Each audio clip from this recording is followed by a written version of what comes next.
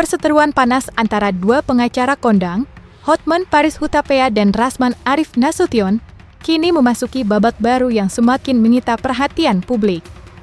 Dalam sidang yang digelar di Pengadilan Negeri Jakarta Utara pada Selasa, 16 Juli 2025, Jaksa Penuntut Umum menjatuhkan tuntutan terhadap Rasman dengan pidana penjara selama 2 tahun serta denda sebesar Rp200 juta dalam kasus dugaan pencemaran nama baik terhadap Hotman Paris. Namun, alih-alih gentar dengan ancaman kurungan, Rasman justru menyatakan dirinya tidak takut mendekam di dalam penjara. Dengan nada tinggi saat keluar dari ruang sidang, ia kembali menegaskan keyakinannya bahwa dirinya tidak bersalah. Lantas seperti apa Hotman Paris menanggapi tuntutan hukuman yang sudah dijatuhkan kepada lawan seterunya itu? Menjatuhkan pidana oleh karena itu dengan pidana penjara selama 2 tahun dan denda sebesar Rp200 juta dengan ketentuan apabila denda tersebut tidak dibayar maka diganti dengan pidana kurungan selama 4 bulan. Yang jelas poinnya jaksa penuntut umum ini terkesan harus memenuhi apa yang menjadi dakwaannya dan terkesan sangat mengabaikan fakta-fakta yang telah terungkap di dalam persidangan. Salah satu poin yang kami harus sampaikan, satu, yang jelas fakta yang terungkap dalam persidangan bahwa saksi pelapor Hotman Paris, Dr. Hotman Paris Hutapea menyatakan secara jelas bahwa mereka ada berpacaran dan melakukan suka sama suka. Dan kalau dilakukan sama suka kan tidak ada pelecehan. Itu. Tapi yang jelas juga bahwa secara fakta dan dalam persidangan bahwa Iktimakin mengatakan waktu Dr. Hotman Paris meminta untuk berpacaran, dia menolak dengan tegas. Artinya tidak ada pacaran. Dan untuk suka sama suka dan juga jelas juga terungkap dalam persidangan dikatakan oleh Iktimakin bahwa dia ada dilakukan pelecehan beberapa kali, 2 kali dalam mobil, 1 kali di apartemen, 1 kali di dalam klub, dan terjadi sesuatu, dan inilah salah satu yang membuat Iktimakin mengundurkan diri menjadi aspirasi. Tuntutan jaksa 2 tahun harusnya jauh lebih berat, tapi memang jaksa sudah cukup bekerja maksimal ya menghadapi orang kayak gitu ya mudah-mudahan nanti hakim yang menjatuhkan hukuman lebih berat. Ya, yang kedua, tuntutan itu memang sesuai dengan fakta kejadian. Karena apa?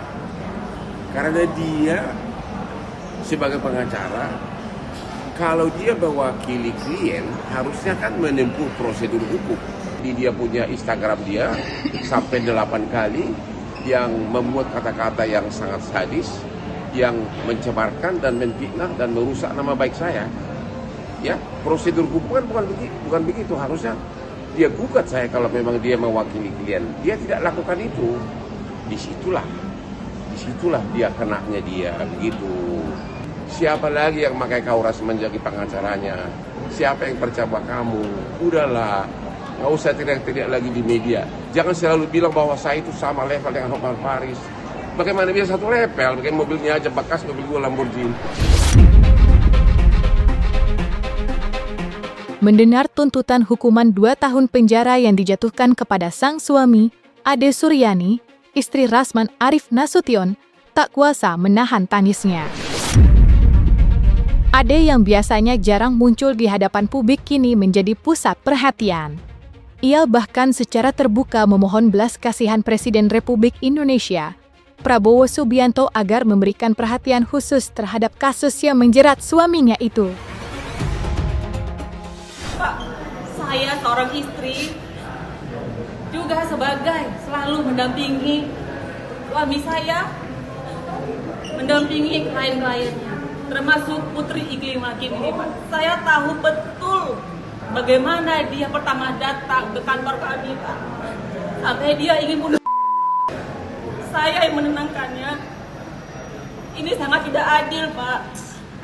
Di persidangan sudah semua bukti kami serahkan, Pak. Tolong, Pak. Suami saya tidak bersalah. Kalau suami saya bersalah, saya ikhlas. Suami saya bukan korupsi. Bukan pembunuh, bukan pemerkosa. Semua sudah terbukti, Pak. Ada apa ini? Bahkan saya mendengar kemarin ada atensi dari Kejagung untuk kasus ini, Pak.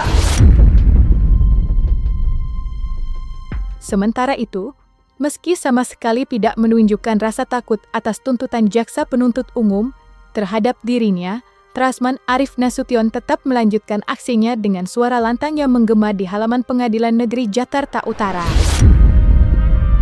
Aroma konflik pun semakin tajam, apalagi ketika Rasman menegaskan bahwa dirinya tidak gentar untuk terus melayangkan genderang perang melawan Hotman Paris Hutapea. Sebagai langkah berikutnya, Rasman mengumumkan akan melakukan perlawanan hukum dengan mengajukan pledoi yang akan ia bacakan sendiri dalam sidang lanjutan pada 29 Juli 2025 mendatang. Ia berjanji akan membongkar fakta-fakta mengejutkan yang selama ini belum diketahui publik. Saya akan angkat tangan, tapi saya tahu bahwa Hotman bukan segala-galanya. Karena itu, kalian bisa penjarakan fisik saya, tapi pikiran dan perlawanan jiwa saya jangan pernah mati sampai saya meninggal dunia dan di akhirat. Siapa pelaku utama? Saya dapat chattingan. Masa dikatakan bahwa saya menuduh? Kalimat saya menduga. Karena itu maka kami minta agar Bapak Jaksa Agung Muda Pengawasan, Bapak Jaksa Agung untuk memanggil jaksa-jaksa ini. Saya dapat informasi semua bilang Hotman sudah kesana kemari. Hotman banyak duitnya gini-gini. Apa ini? Apa boleh diatur-atur hukum ini? Apa boleh cara kita begini? Ini penegakan hukum yang benar. Jangan dibelok-belok. Jadi kalau bagi saya tidak ada masalah dengan persoalan ini. Tapi ketika lawyer diperlakukan begini, imunitas kita tidak dihargai sedikit pun, maka siap-siap lawyer lain akan mengalami yang sama. Pada rekan-rekan media, kami akan buat pledoi. Pledoi ini akan saya ungkap semuanya, ya Mas ya?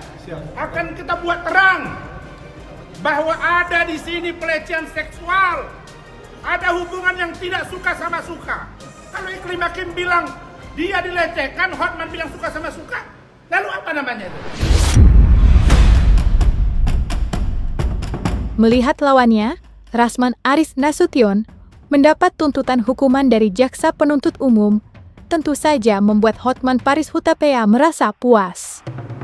Meski begitu, Hotman mengaku bahwa dirinya sebenarnya berharap masa tuntutan terhadap Rasman bisa lebih berat.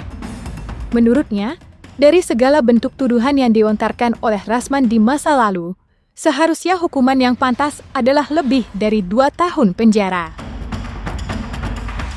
Hebat jaksa itu bahwa Rasman masih punya tanggungan keluarga. Memang benar banyak banget, bininya banyak banget. Makanya aku kasihan sama dia sekarang. Duitnya dari mana untuk membiayai itu? Karena mana ada lagi klien yang mau jadi klien dia dengan kelakuan dia seperti itu. Tuntutan itu memang sesuai dengan fakta kejadian. Karena apa? Karena dia sebagai pengacara, kalau dia mewakili klien, harusnya kan menempuh prosedur hukum. Harusnya kan membuat laporan polisi. Harusnya dia menggugat Hotman Paris kalau memang dia mewakili klien. Ya kan?